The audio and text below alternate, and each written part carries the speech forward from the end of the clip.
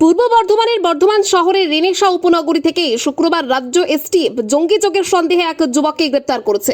ধৃতের নাম হামিম মণ্ডল বলে জানা গিয়েছে। তার নাম পূর্ব বর্ধমানের মন্তেশ্বর ব্লকের কুসুমগ্রাম সংলগ্ন দীর্ঘনগর এলাকার ভোটার তালিকায় রয়েছে। তবে দীর্ঘনগরের গ্রাম গিয়ে জানা যায় হামিম দীর্ঘদিন ধরে এই হাওড়ার পিলখানা এলাকায় পরিবারের সঙ্গে বসবাস করেন। পরিবার সূত্রের দাবি তারা সেখানে একটি গেঞ্জি তৈরির কারখানার সঙ্গে যুক্ত এবং হামিমের জন্মও সেখানেই। দীর্ঘনগরে তাদের পৈতৃক বাড়ি থাকায় বাবার নামের সঙ্গে হামিমেরও ভোটার তালিকায় নাম রয়েছে।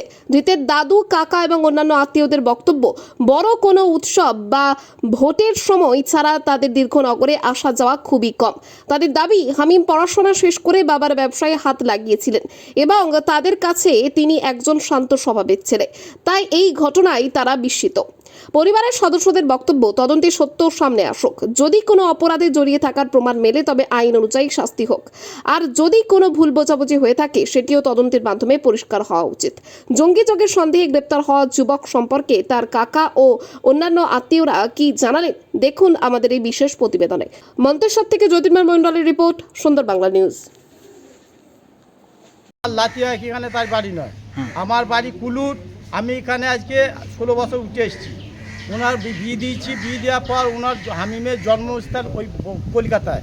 ওনার বিয়ে দিয়ে ওনার আব্বার মানে মনিরুদ্দিনের বিয়ে দিয়েছি, চলে গিয়েছে তার স্ত্রীকে দিয়ে কলকাতা হাওড়ায় থাকে। ওইখানেই তার জন্ম। এখানে বাড়ি, এটা 3টে ছেলের বাড়ি। এখানে তার জন্য তো বাড়ি নয়, এখানে বাড়িটা দেখবে কেন? তাহলে এখানে বাড়ি বলছে, ওখানে কি না করতো? বাড়ি নয়, ওখানে চাকরি করে, মানে পড়াশোনা করতো। ওইখানে তো কি করতো কি করে বলবো আমি এখন? আপনাদের ওইখানে সার্ভিস করতো, ওর বাবা পড়াশোনা করতো ওইখান থেকে। তারপরে এখানে আমার সম্পর্ক কিছু নাই, কারণ 3টে ছেলে আমার এখানে থাকে আমার কাছে। 3টে ছেলের বাড়ি এটা।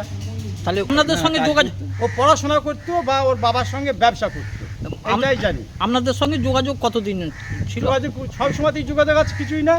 জানতেন না আপনারা কি এই যে এই কাজে লিপ্ত? না না, কি করে বুঝবো? ওর সেরকম ছেলে না, লোক তো নাই, তো কি করে বুঝবো আমি? আশ্চর্য ব্যাপার তো। তাহলে ওই ওনারাও তো জানে যে কিরকম ছেলে, ওনারাও জানে। আমাদের গ্রামী বাড়ি জিজ্ঞেস করুন, আঙুল তুলিয়ে কথা বলবার 5টা ছেলে মানুষ কারো হিম্মত নাই, ভলুক নেই ছেলেটা। ও তো পুলিশ এসেছিল কিছুদিন আগে নাকি? না, এখানে আসেনি, ভোটে এসেছিল, ভোট দিয়ে আবার চলে গিয়ে বাপ মা ও সবাই চলে গিয়ে সঙ্গে সঙ্গে, এখানে ছিল না। বাড়ি বলতে ওটা আমার মেজদার ছেলে। ও ডকুমেন্টস সমস্ত কিছু এখানেই, ভোটার কার্ডও এখানে আছে, ভোটও দিয়ে গেছে। জঙ্গি যেটা বলছে একদমই ভুল। জঙ্গি নয়, পড়াশোনার সঙ্গে যুক্ত, প্লাস নিজের কাজের সঙ্গে যুক্ত আছে। এই হচ্ছে ব্যাপার। কি কাজ করতো? ওর বাবার সঙ্গে বিজনেস। কোথায় বিজনেস? কলকাতায়। কলকাতায় থাকতো। এখানে যাতায়াত করতো না, এখানে যাতায়াত ও খুব কম, কর্মসূত্রে ওখানেই থাকে। পরব হলে আসা যাওয়া আছে। কতদিন আগে এসেছিল এখানে?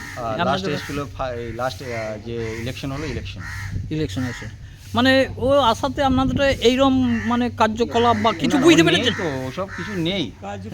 ও খুবই ভয়ভীত ছেলে। ও ঠিক মতো এখনো পর্যন্ত, আমি ওকে বাইক চালানো শেখাচ্ছি, বাইক চালাতে পারে না, এত ভীতু। সেই ছেলে কি করে হয়? এটা ভুল হচ্ছে।